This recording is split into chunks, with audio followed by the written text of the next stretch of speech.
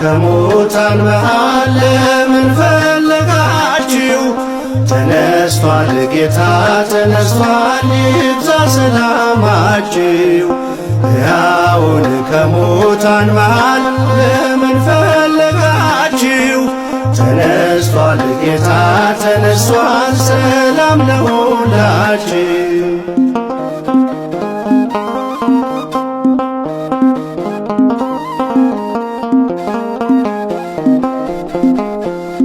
የጌታን መነሳት አትጠራጠሩ።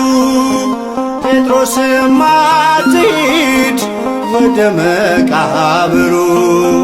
ቅዠት መስሎ ዜናው ከቶ አይታያችሁ፣ የሆነው ድንቅ ነው ይቀበል ልባችሁ።